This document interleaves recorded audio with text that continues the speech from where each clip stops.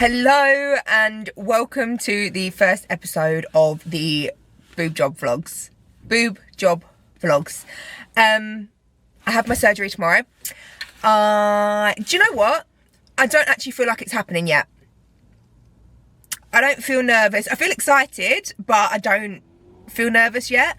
But anyway, I am going to be vlogging the experience. So today is obviously the pre-boob job day. Tomorrow is surgery day, recovery, etc, etc. Feels weird to be in front of a camera again. I used to vlog like 4 years ago for like 3 vlogs. But it's something I've always wanted to do, and I thought, what better time than getting some new girls? Because all I have done while I've been waiting for surgery day is watch other people's boob job vlogs, and there's not too many, and there's not too many that relate to my story either, which might just be because I'm a weirdo. But yeah, I'll take you through all of that later. I'm going to do a little Q&A later in this vlog. The what's, the whys, the whens, the hows, all of the questions before surgery tomorrow. But I am sat outside the gym now for my last session before the big day, and before not being able to train for I don't even want to, it's an unspeakable amount of time. I'm just drinking my pre now. Well, not my pre, my pump. My pump. So if you see me having a monster in the gym, this is just pump. But yeah, it's my last training session for a while, which, considering the longest I've taken off training in the last nearing on 5 years, is like a week. Not feeling my greatest about it, but it's fine. It will all be worth it. That's what I'm telling myself. So yes, come along on the boob job vlogs. I will hopefully continue to vlog after the boobs, but for now we are focusing on the boobs. I don't know how much I'm going to film in the gym, just purely because that's not what this video is about, and I know that people who just want to see stuff about my experience with surgery aren't gonna care about the gym. But I will be doing vlogs of going back to the gym post-surgery, what I'm doing, etc. And then more of off-season, and then prep, and then blah, blah, blah. We're going to be here for a long time. Some ASMR sipping.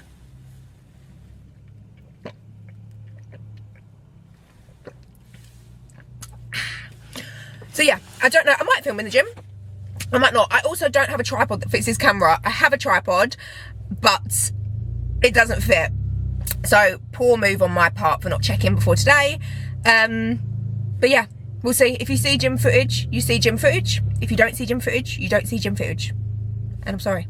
Or I'm not sorry, depending on what you're here for. So I'm going to go in. I'm going to train pull and glutes today because I thought that's a nice well-rounded session to finish off on. We've got pull for upper body, we've got glutes for lower body. Yeah, so I'm gonna go train my last session. Might have a little cry at the end of it, and yeah, I will probably pick up the camera next when I am doing a little Q&A. So see you then.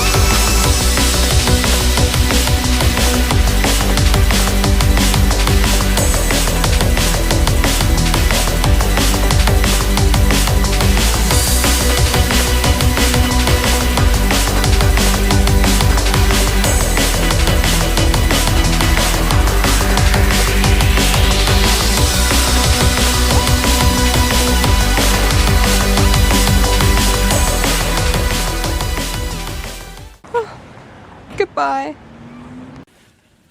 That's it. It's done. The final session is over. Is the camera shaking? I don't know. But that is it. I ended up just having a play around, which I thought I probably would.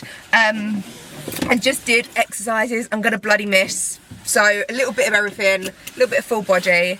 Because I'm gonna miss them. And left out exercises I'm not gonna miss, i.e. RDLs. So yeah, that is the final session. Goodbye, my lover, to the gym. I'm literally looking at it right now. Goodbye, I will miss you. And yeah, we crack on with surgery. It'll be worth it, it'll be worth it. On with the day. I'm gonna go home, gonna make some food. Probably gonna do a little food shop. Don't know what we need, but if you go gym, you know you always need something. So I'm gonna go to the shops, and then I'll probably do the Q&A later on. So that's probably the next time you see me. But the final session is done. It was good. I'm sad, but happy. Okay, I am home now, and I'm gonna do the little info question portion of the vlog. I really hope this isn't too backlit with these, but they looked weird off. So we're going with it. But I have obviously got a Pepsi Max.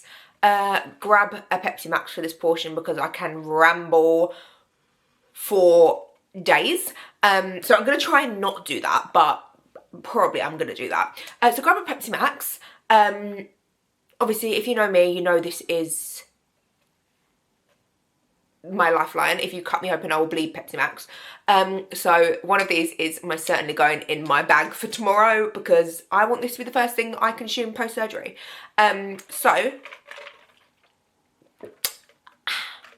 without further ado, let's get into things. So obviously, try not to drop it, let's precariously balance it. Okay, so let's get into things. So I posted an Instagram question box for some questions. So I'm going to try and sort of go through them in chronological order of pre, during, post, depending on what the questions are. So obviously, first question is why? Why am I getting a breast augmentation and what am I having? Because I am not having your straightforward breast augmentation. A little bit of backstory. I have previously had a breast augmentation when I was 16. Now, before we all jump to conclusions, I didn't have just a cosmetic breast augmentation. I had, this is going to get quite personal. So according to my previous surgeon, I have the info here. The surgery that I had was a subpectoral breast augmentation on the right side, utilising circumareolar mastopexy to improve the shape of the right tuberous breast. And then on the left side, a slightly smaller implant in the subpectoral plane using a wise pattern type of mastopexy to reduce and lift the left tubular breast. In layman's terms, my boobs were fucked. Okay, so I, obviously, as you can tell from that, not only had severe asymmetry between my breasts, but I also had tubular breasts. So essentially what that means is they were uneven quite severely, and they were malshapen. Is that a word? They were misshapen. So I did have an augmentation slash, I would probably call it more of a reconstruction at 16. Flash forward, I am 26 now, so they are 10 years old. So I am getting the implants removed and replaced. Not only are they 10-year-old implants, they're also both ruptured. They both, first of all, developed capsular contracture, which is where the scar tissue surrounding your implant becomes extremely, extremely hard and squeezes the implant to the point where they are misshapen. It can also, and has done in my case, cause rupture. So my left side is completely ruptured, like I don't even know how they're going to get that out. And the right side does have slight signs of rupture. I have had them both MRI scanned. The lumps are ruptures, and so they're just completely misshapen once again. Has that happened because I got them so young? Potentially, yes. My surgeon that I'm going to has also said that when the initial implants were put in, the pocket wasn't made big enough, which has increased the risk and therefore contributed to the fact that they are how they are now. So they are just a bit of a mess. So they're getting redone. So this is not like your typical, I just want bigger boobs, I'm going to get a breast augmentation. I do have my reasons behind it. And to be honest, if I just had smaller boobs, I probably would have never gone through with all of this. I love the look of fake boobs and I love big boobs. But considering the amount of money and the surgery, etc., I probably wouldn't have just done it on a whim without thinking it through. Not that this is on a whim. I'm trying to find the right words to explain this. I probably wouldn't be getting them done today if they were just small boobs, essentially. So I'm having the implants removed, replaced, and we go again. So that is like a very whistle-stop tour explanation as to the situation I'm in and why I'm getting my boobs done. That being said, I do like big boobs and I do like fake boobs, so I'm going to use this opportunity to hopefully get the size and shape, etc., that I would always dream of, because I don't want to be having 3, 4, 5, 6, 7 boob jobs in my life. I want these to be the boobs that I have for a very, very, very long time. So yes, that is essentially the why and the what of what I'm having done. One of the questions I did get asked on Instagram was, let me just find it again. So one of the questions I had was, how did you decide what company / surgeon to go with? Okay, so I obviously did a lot of research. I did have a consult with my surgeon that did them in the first place. I also had a shortlist of 3 other surgeons. Now, after seeing the 3 other surgeons, and I don't want to talk bad on anyone because obviously I was only 16, I was a baby, I wasn't fully developed. I don't want to speak bad on my initial surgeon, but all of the other surgeons that I did go and have consultations with did say that probably a contributing reason is that the pocket wasn't made big enough.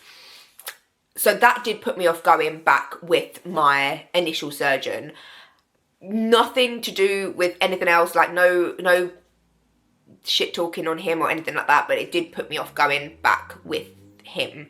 So I narrowed it down a little short list of 3 other surgeons and had consultations with them.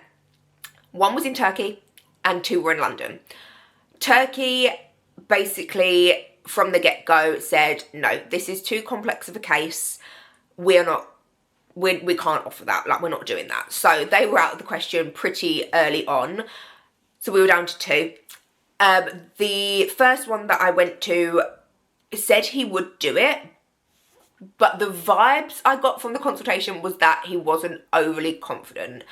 When I showed him them in the consultation, his face kind of changed and his kind of manner changed, and I just got the vibe that he wasn't overly confident in fixing them. He also did want me to gain quite a bit of weight before getting them done. I was obviously post-show, but a good chunk, like a good 4 or 5 months post-show. I'm 6 months now. A good 4 or 5 months post-show. So I wasn't stage lean or anything like that, but it was more so like if he was the surgeon for me, I would have gone with what he said and just put on some weight and waited a little bit longer, but he did not give me confident vibes. The next guy, the surgeon that I am going with, Mr. Dario, he just seemed excellent from the get-go. He completely understood my case. He answered any questions. He was fantastic from start to finish in the consult. My patient coordinator was fantastic start to finish. Just from chatting to him in the consult, I was very, very, very confident in this man. So that is why I chose Dr. Dario, and he is based in the private clinic in Harley Street in London. So that is where we will be going tomorrow.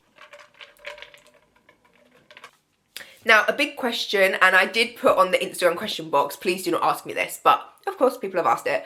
A big question is, what size are you getting?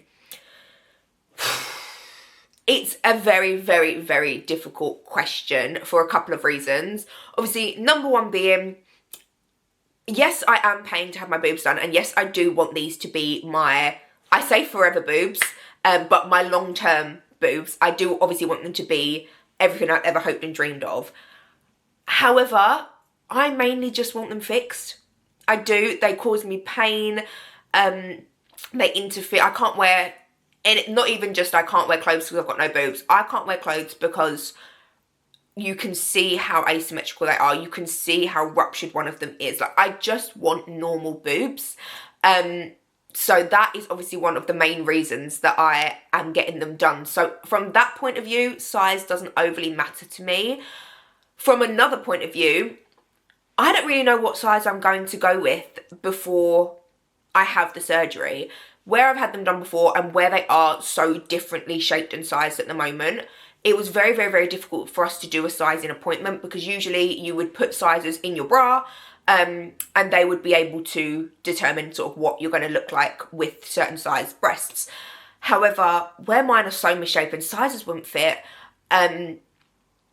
Where they are so asymmetrical, like, it was just a bit of a hot mess. So what we are going to do instead is we have compiled a couple of inspiration pics, a couple of pics of what I want my boobs to look like, and we are going to go from there. And we're going to obviously discuss it tomorrow when I see Dr. Dario in person again, and go from there. So I don't know how many CCs I am having until it is done. I do want the way I have described it to people is, I want you to be able to look at me and go, she's got fake boobs, because I do like fake boobs. I like the roundness, I like the high profile, I like the just shape, I like everything to do with round boobs. I like everything to do with the look of fake boobs. So I want it to be evident that they aren't natural, but I don't want to walk into a room and then 5 minutes later my face comes in because my boobs have led the way. I want them to look proportionate to my shape, but look large. So me and my surgeon have discussed this, and we know what we're talking about. We know what we want, so we will go with that. However, I do also have limitations, considering the fact that I have had a surgery before. I do have scars from before. I do have scar tissue from before. I do have pockets made already. I do have limitations to what I'm going to be able to achieve. So we are also being realistic with it. So they may not be as big as I've ever wanted, but we are going to try our best to give me as close to what I want as possible, essentially. So I don't know size-wise, I don't know CC-wise yet. I will obviously let everyone know what CCs and things after I've had them done once I know. But we do know for a fact that we are having under the muscle, we're having round, textured, high profile, because that overall creates the look that I want to have. Next question is, how have you prepped for surgery? I haven't really. I think the prep for this surgery is definitely more mental than physical. Physical wise, it's a day case. I am going up in the morning, I am having my surgery, and I am coming home. So physically wise, I am packing a bag of a couple of wet wipes, bringing a couple of pillows, job done. Bringing a Pepsi Max, and then job done. So physically, not too much prep's gone into it. I am going to do a little bit of prep tonight, like wash my hair, because I won't be able to do that for a while, etc, etc. But physical wise, that's pretty much it. Mentally wise, it's taken a bit of preparation. Like, I am so mentally ready, physically too, to have these out of my body. I am so ready to have them out. They cause me a lot of pain, like I said. They cause me a lot of insecurity. They cause me a lot of discomfort. They impact my life on a daily basis, to be honest. So I am mentally ready. However, mentally preparing for going under the knife is obviously scary, but more so mentally preparing for taking time, not only off the gym, but from being busy.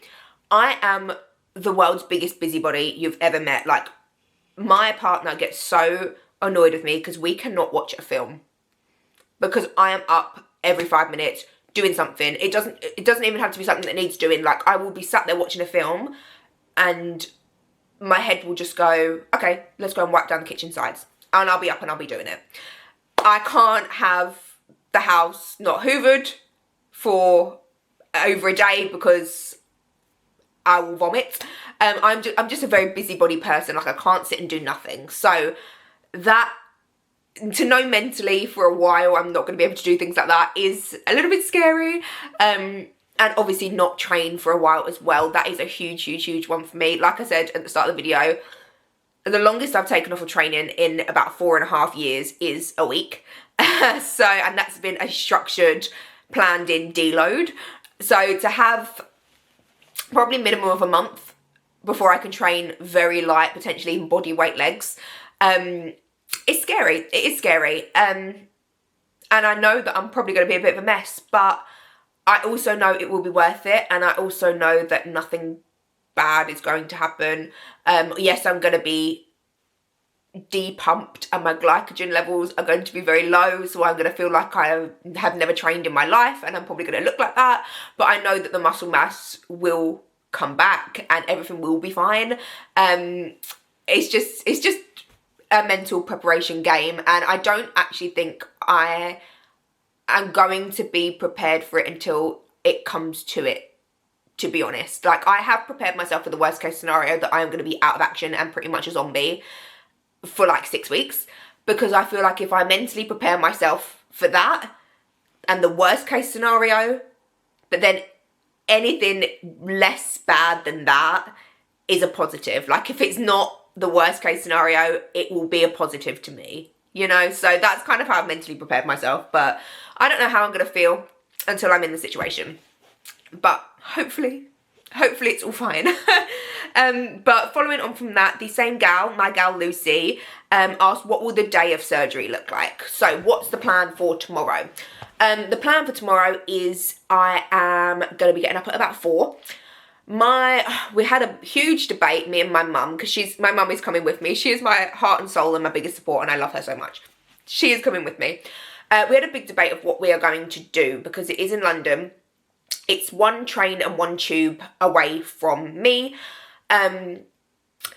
So our initial reaction was, we'll get the train and the tube up there, and obviously I'm a day case, so I'll be going home the same day. We will get a taxi home.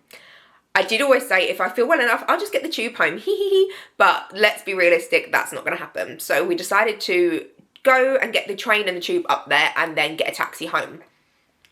Following on from that, we had a discussion about potentially staying in a hotel, because I may not be fit for getting on trains, getting on tubes, or getting in a taxi with a stranger? What if I'm sick after the general anaesthetic, which I always am?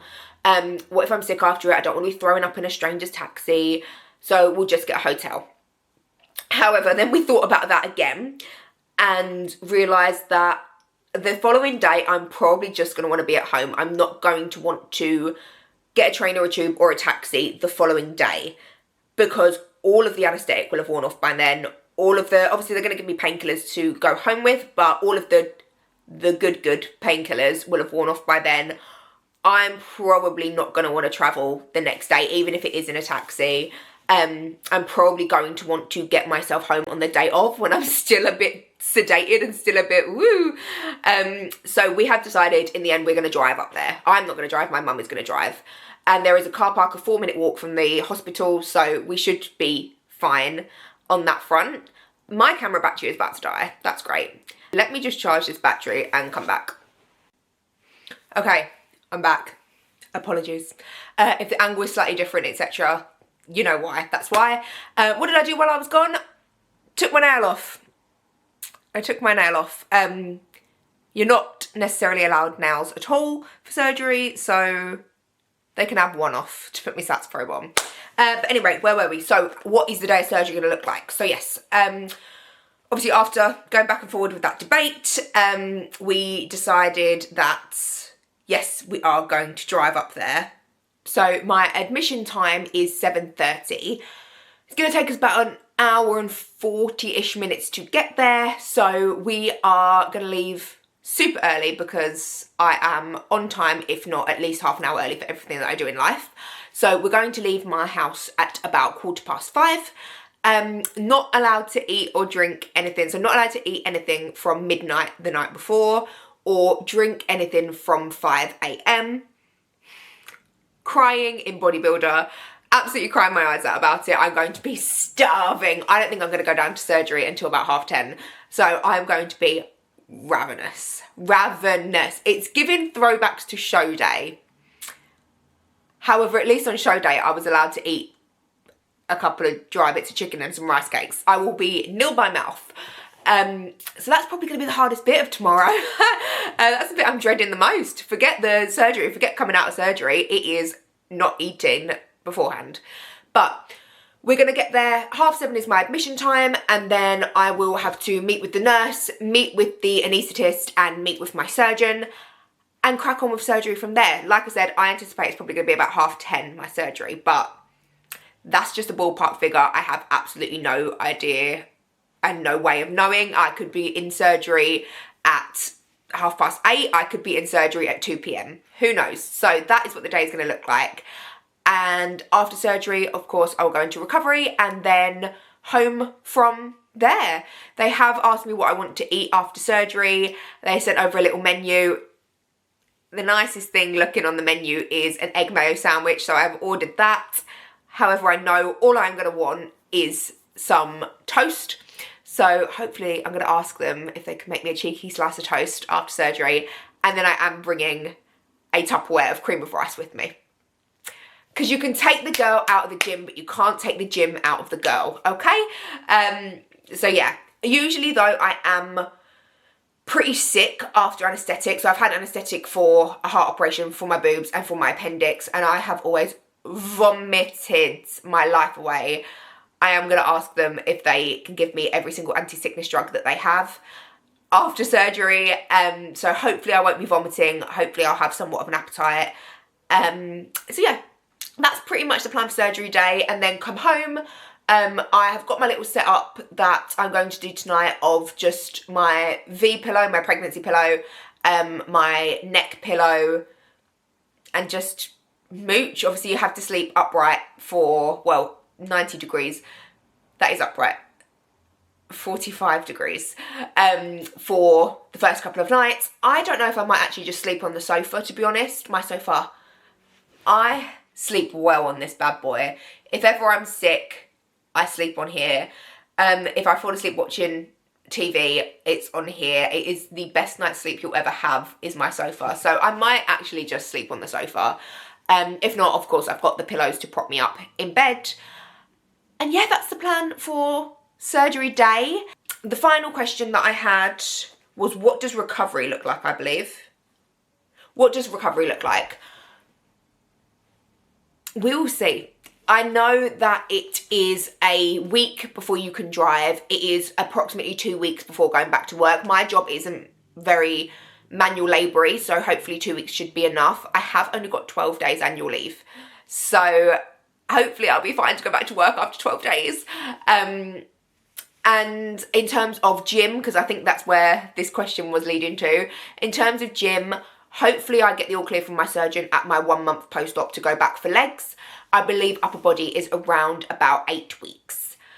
I don't want to talk anymore about that because that makes me literally want to die inside. So we'll leave that and we'll just see how it goes. We will just see how it goes. If it takes me 6 weeks to get back to legs, so be it. If it takes me a month, so be it. If it takes me 2 months, so be it. I'm not in any interest at all to ruin these boobs. So however long it takes is however long it takes. The gym is always going to be there. I don't have any more competing plans until next year. So over a full year. So we will go back to the gym when we go back to the gym. I am just going to mentally miss it a lot. But I hope that answers all questions. If there are any more questions, please do let me know and I can do a little post-surgery question vlog. Obviously there'll be loads of vlogs post-surgery anyway about recovery, so if you want a little question box in one of those videos, then please do fire away any more questions. Of course I will answer what CCs and things I got in those videos as well. And yes, so my plan for the rest of the night, I've obviously ticked one thing off my to-do list with getting that nail off. I'm going to wash my hair because obviously I'm not going to be able to lift my arms over my head and wash my hair for a little while. So as much as I hate washing my hair, so having an excuse not to do it is quite nice. I do not want it to already be dirty going into it. So I'm going to wash my hair tonight. I am going to get all my pillows and things ready, put my very, very, very small hospital bag together. And I'm going to have the bath of dreams. I'm going to have an everything bath. I'm going to have a bath bomb. I'm going to exfoliate. I'm going to wash my hair. I'm going to shave. I am going to make my top priority shaving my armpits because I am not going through this experience with not being able to lift my arms above my head and not being able to bath and not being able to do all of that with crusty, hairy armpits. It's a no from me. If you know me, I'm obsessed with shaving my armpits. So I will be shaving my armpits. And that's pretty much me. Other than that, I'm prepped and ready to go. Anything else I need to do tonight? I don't think so. I'm going to download Hogwarts Legacy on my Nintendo Switch. Apparently it is the best, most pastime game in the world, according to my friend at work. So I'm going to download that to play during my recovery. Other than that, we just sit and we wait for tomorrow. I'm going to eat good tonight. I'm going to eat my good old last meal, which is oats with whey, dark chocolate, Biscoff and fruit. Probably a banana on top of that because I deserve to eat like a queen tonight before surgery tomorrow since I'm going to be nil by mouth. I'm going to eat like an absolute queen. And yeah, I hope that answers all the questions that are there so far. And we'll crack on with the rest of the evening. So first things first, hair wash and an everything bath.